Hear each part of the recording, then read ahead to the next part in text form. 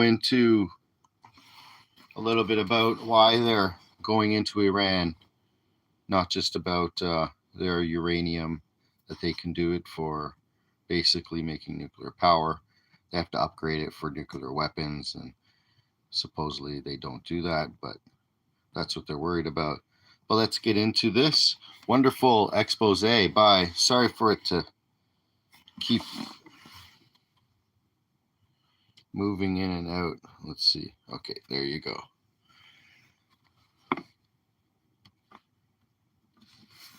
So I'm just going to read Iran's oil reserves and foreign aggression and a little bit of history lesson. It's a great recap on our history lesson from the 40s right up. And it actually shows some interesting facts that when you understand the truth today about the Khazarian barbarian communists that took over Russia, Bolshevism, and why this makes sense on what they were doing and how even the Second World War was about a destabilization of that, with Hitler and fighting against the Soviets and the Soviets fighting against Hitler. Hitler was trying to stop the Khazarian Red Army. But look what it says right there. In the first or second paragraph. In August 1941, the Britain and the Soviet Union jointly invaded Iran to secure its oil fields and railroads to supply the Soviet Red Army with fuel to fight the Germans during World War II. So you have it right there, hidden in plain sight, the truth, that Britain and the Khazarian communists were working together. So that being said, let's go over this. I'm going to read it quickly as your history lesson from the 40s to the 90s with Iran and oil. And if the New World Order wants to take over, you know they have to take over every oil reserve on the planet, basically, so they can be the only ones that have the power. Plus, they're going to only, of course, take over the money system. They have to put a Rothschild bank in. But, of course, it's about power, who can have their own oil reserve system. And you're going to learn a lot about Iran's history and how they actually made their money. So that being said, Iran's oil reserves and foreign aggression. Much of the world's third largest reserve consists of uranium light crude, which is almost as valuable as West Texas Intermediate. John Leake, April 4th. This morning, I reviewed the history of Western aggression and intelligence agency intrigue against Iran. In August 1941, the Britain and the Soviet Union jointly invaded Iran to secure its oil fields and railroads to supply their Soviet Red Army with fuel to fight the Germans during World War II. The Allies occupied the country until 1946, while the Anglo-Iranian Oil Company, now known as BP, British Petroleum, dominated the nation's oil industry, fostering widespread resentment among Iranians who enjoyed little benefit from the exploitation of their natural resources. For example, in the year 1947, the company took approximately 82% of the profits from the oil it extracted from Iran. Widespread popular discontent resulted in the rise of Mohammad Mossadegh. Okay, I can't really pronounce these names, but even Mossad's in that guy's name. Mossadegh, a nationalist politician who became prime minister in 1951 and who proposed that Iran acquire a much larger share of the profits. Following failed attempts by the Iranian government in the years 1948 to 1950 to negotiate a 50-50 deal with the company, as Saudi Arabia had recently done, the government of Prime Minister Mossadegh nationalized the company. 2 years later, in 1953, the CIA and Britain's MI6 orchestrated a coup that overthrew Mossadegh and restored Shah Mohammad Reza Pahlavi, who briefly fled the country in August 1953 to absolute power. The coup deepened resentment among ordinary Iranians who regarded the United States as the usurper of their sovereignty. The Shah ruled Iran as a dictator, enforcing his will against dissidents in his Savak secret police. and intelligence agency that often tortured and executed dissidents. The U.S. government backed the Shah with billions of dollars of military assistance, and Israel maintained friendly relations with his government. In 1979, Ayatollah Khomeini came to power as the leader of a popular revolution that overthrew Shah Mohammad Reza Pahlavi, culminating in his return from exile on February 1st, 1979. He united desperate factions against the Shah's repressive, westernized regime, thereby establishing the Islamic Republic and becoming supreme leader via a landslide referendum. The U.S. responded by imposing sanctions on Iran, which was already struggling financially. These sanctions remain in effect today. Nearly all of Iran's revenue is black market oil sales. That's a big part right there. Nearly all of Iran's revenue is black market oil sales. In 1980 to 1988, Iraq invaded Iran with heavy support from the U.S. government, including chemical and biological anthrax and bubonic plague agents. This war lasted 8 years and ended in a stalemate. Approximately 200,000 Iranians were killed during the war. In 1988, the USS Vincennes, operating in Iran territorial waters on behalf of Iraq, shot down Iran Air Flight 655, a passenger plane, killing all 290 civilians.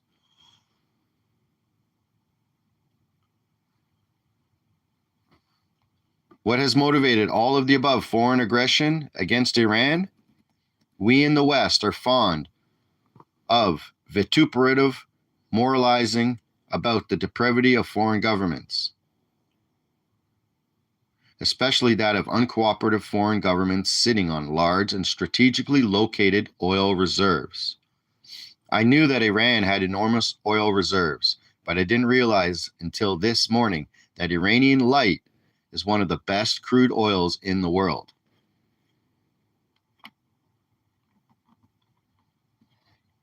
Far lighter and sweeter with less sulfur than Venezuelan crude, which has much higher production and transportation and refinery costs.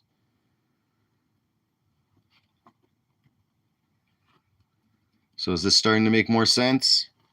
According to Google, Iranian light is a highly desirable medium light crude, 33 to 36% maybe API with 1.36 to 1.5% sulfur, serving as a Goldilocks degrees. Goldilocks grade that yields roughly 70% premium fuels like diesel and jet fuel. It is lighter and easier to refine than Russian Urals 30 to 32 degree API, yet heavier sour than US WTI 39 to 41 degrees API. It is prized by Asian European refineries. So right there, you see it right there. This is important. It is prized by Asian European refineries for high value output without excessive processing costs. Iran's light, medium light crude. While pondering the value of Iranian light crude, I wondered if Donald Trump had ever made any public announcements about Iran's oil reserves, and I found the following video. Okay, I'm not going to go into that, even if you can. I've long been confident that if you want to know the true motives underlying great power politics, you need to follow the money, especially when trillions of potential money are strategically located. As was the case of Saddam's allegedly weapons of mass destruction and the mushroom cloud over Manhattan, George W. Bush proclaimed he needed to prevent. I suspect that all the talk about Iran wanting to acquire nuclear weapons for offensive purposes is pure humbug. Rarely if ever mentioned in the Western media, is the reality that acquiring nuclear weapons is a perfectly rational means of deterrence, especially from aggression from Israel and United States, both of which are armed with nuclear weapons. This is precisely why in May to June 1963, President Kennedy wrote sternly worded letters to Israeli Prime Minister David Ben-Gurion. Kennedy stated that he firmly opposed Israel acquiring a nuclear weapon, as he reasoned, if Israel acquired a nuclear weapon, it would cause the other powers in the region to conclude that they urgently needed to do the same. That makes total sense. Here it is useful to compare Iran to Pakistan. The latter country is often accused by the United States of sponsoring terrorism and is strongly suspected of having provided a haven for Osama bin Laden for 5 years in a secure compound in Abbad, a military garrison town close to Islamabad. Following India's acquisition and testing of a nuclear bomb in 1974, Pakistan began developing its own nuclear weapons against strong Israeli opposition.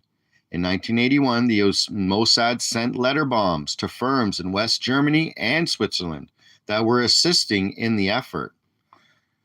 Do you hear that? The Mossad is involved.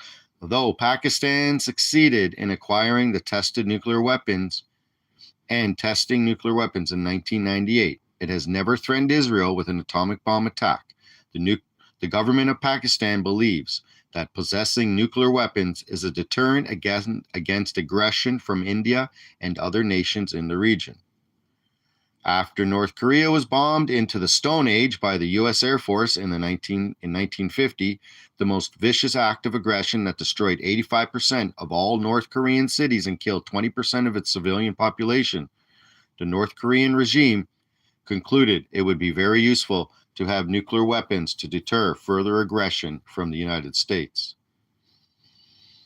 In 2006, North Korea began successfully testing nuclear weapons. Since then, the dynastic dictator, Kim Jong-un, widely regarded and aggressive and unpredictable, has repeatedly threatened shocking and unimaginable disasters and total destruction of the United States if it takes military action against North Korea.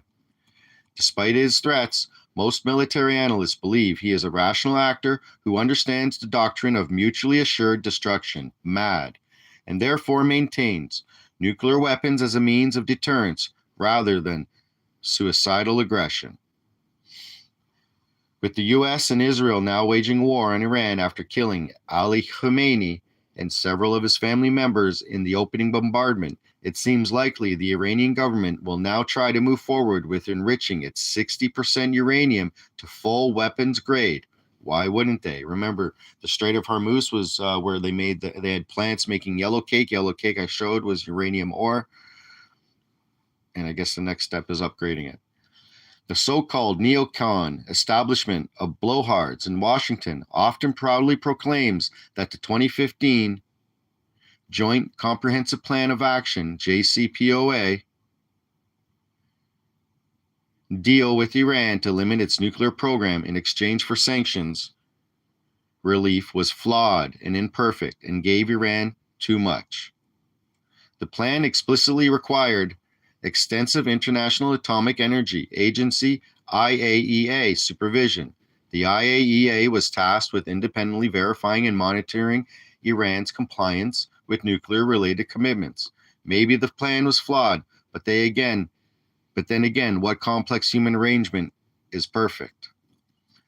In 2018, the first Trump administration withdrew from the agreement, citing various shortcomings in the arrangement.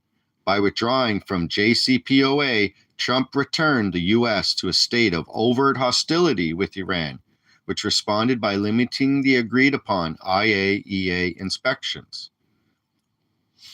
I am frequently accused of being a naive pacifist who doesn't understand the viciousness of our adversaries.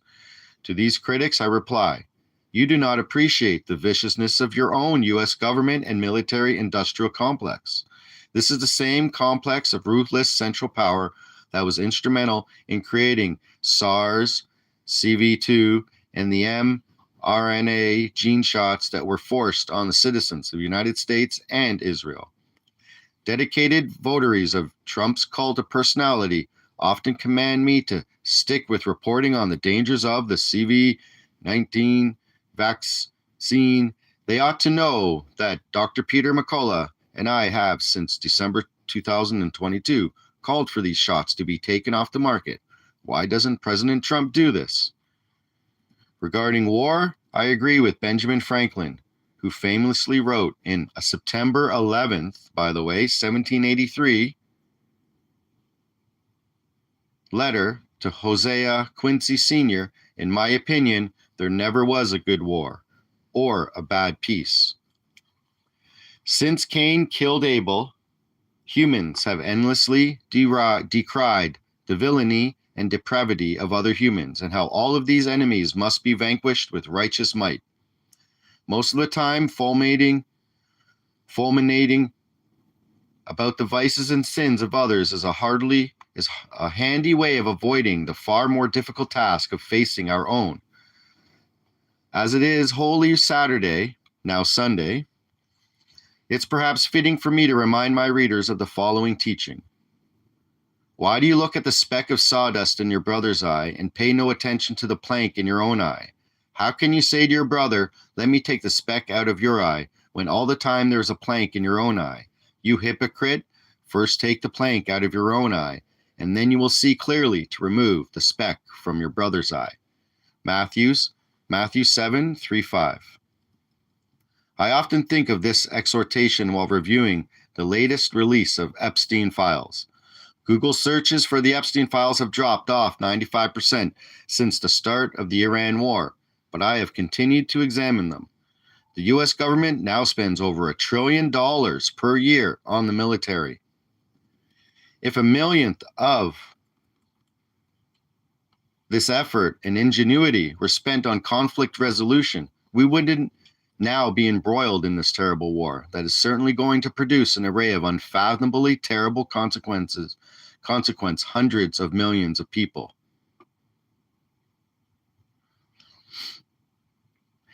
Let me reread that. If a millionth of this effort and ingenuity were spent on conflict resolution, we wouldn't now be embroiled in this terrible war that is certainly going to produce an array of unfathomably terrible consequence hundreds of millions of people. Author's note: if you found this essay interesting and informative, please like it and share it with your friends. Please also consider pre-ordering a copy of my forthcoming book, Mind, Viruses, America's Irrational Obsessions, in which I explicate how fear and loathing of the Iranian regime is yet another instrument of distracting, dividing, looting, and controlling we the people. Wow, that's well done by John Leake. So if you can look him up.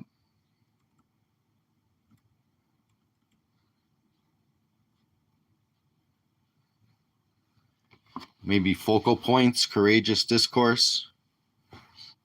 John Leake, right there. So that's a perfect illustration of the history we got going on. They're not only after the uranium ability that Iran has for uranium, but they're after their uranium light. Sounds like a beer. So with that being said, may you understand the true history so you can understand why they're going after Iran. It doesn't have a Rothschild bank, so I think Turkey doesn't either. I'm not sure. Probably does in some way, shape, or form, but I'm not sure. And then Cuba supposedly holding out. Venezuela probably was. Chavez was taken out before. Then they took out the other guy. Well, he kind of walked off because he was already working with them.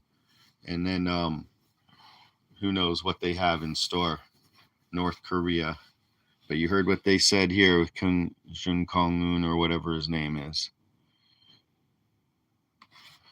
So may you do your own history. Happy Easter. I hope everyone is doing well.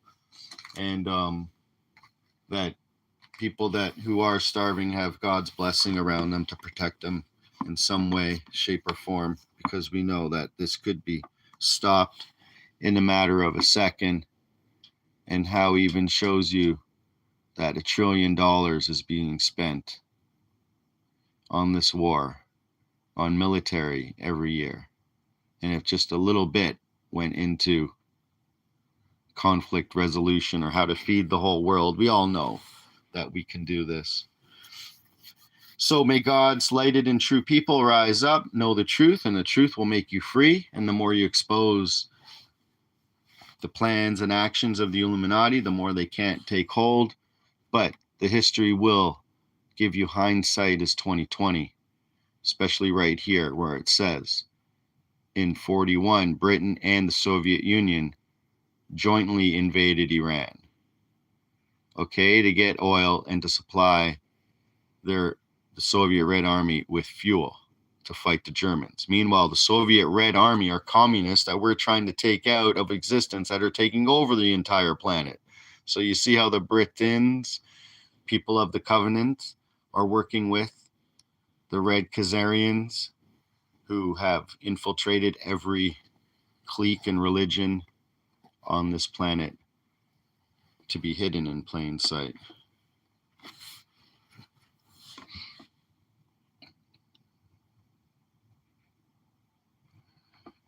I was looking at the global GDP. If you want to look at silver today, it's in Canadian 101. It's about $70. But the global GDP is 111.33 trillion in 2024. Look at that. The 5 main countries that make up the global GDP are United States with about 29 trillion, China with almost 19 trillion, Germany with almost 5 trillion, Japan with 4 trillion, and India with almost 4 trillion. And when that all gets tokenized and put to be going across the blockchain using various strategic digital assets, we all know XRP, Ripple could be one of them, Proton, XPR could be another. For the credit unions and the main small banks in the United States, and the big banks could be XRP. But when you do your money, GDP, market evaluation, going into the market cap, if you do 111 trillion divided by, let's say, 50 billion, you get an over $3,000 coin if you do that. But if you do daily, it has to go to at least $6 to $7 if they're going to use that. All the money going to be used on the bridge currency.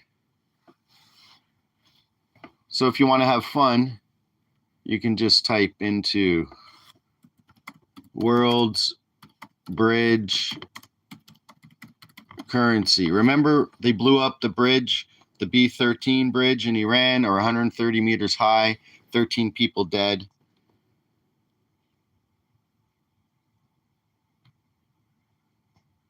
Okay, so a world bridge currency is a global digital or fiat currency designed to facilitate seamless transactions and exchanges between different national currencies.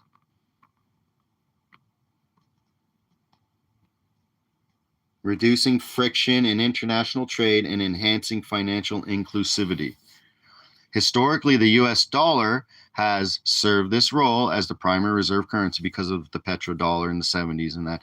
Through the euro, though the euro and Chinese yuan have also been considered, facing challenges like political instability and regulatory barriers. Okay, now with Iran saying, if you want to go through the Strait of Hormuz, you have to pay tariffs in Chinese yuan. So if you look at that, they're just trying to make problem this reaction solution. Oh, okay, you can't go with Chinese yuan. Okay, well, you can't monopolize the US dollar. Okay, we'll use a world bridge currency, maybe called XRP, is increasingly discussed as a potential digital world bridge currency due to its ability to settle cross-border payments in 3 to 5 seconds with transaction costs of less than a penny.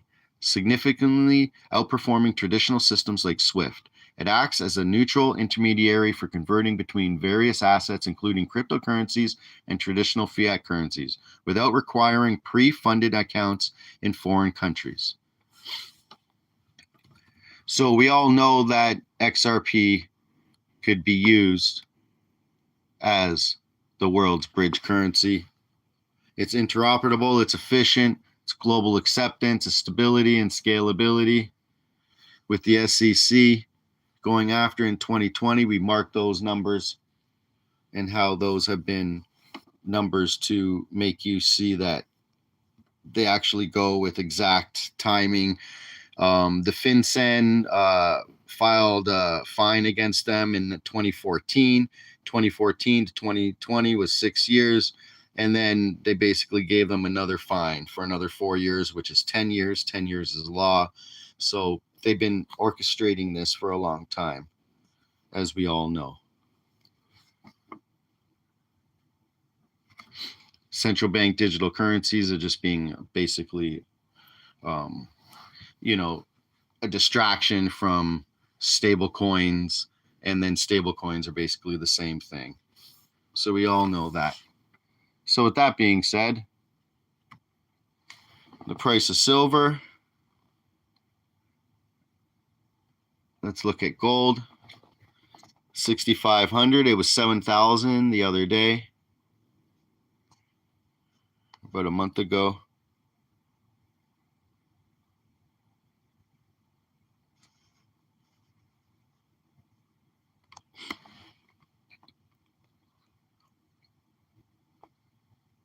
But let's look at rhodium. Rhodium is a very interesting metal. That's at $12,000. 900. But just look at, I believe rhodium in a while ago made a huge increase.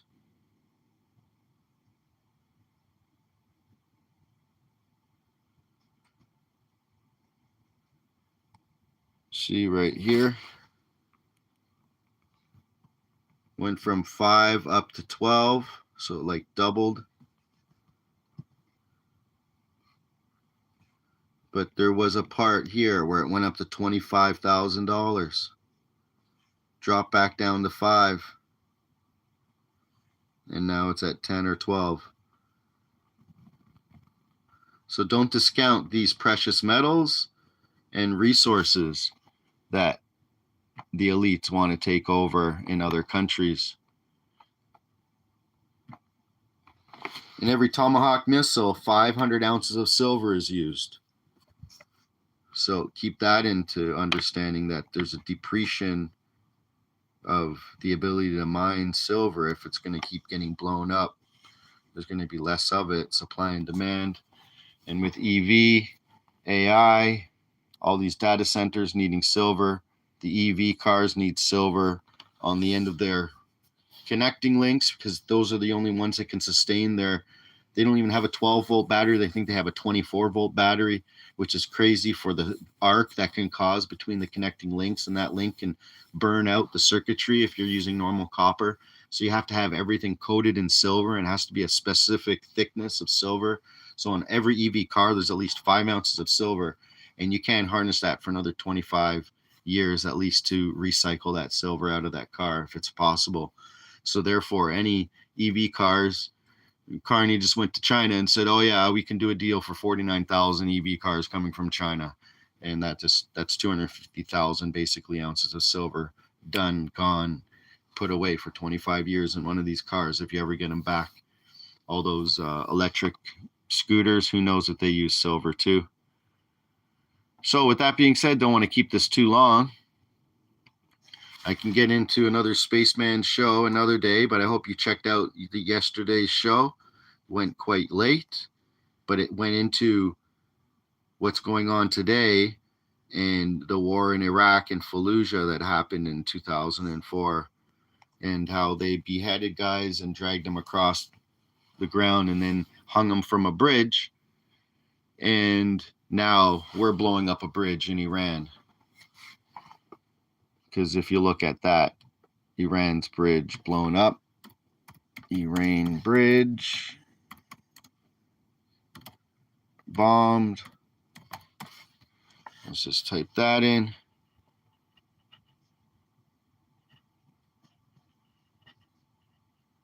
On April 2nd, B1 bridge in Karaj, Iran. And when you get into that bridge, it actually is like 130 meters, and there was a 13 initially dead. This is a 5. A 5 is war, mayhem.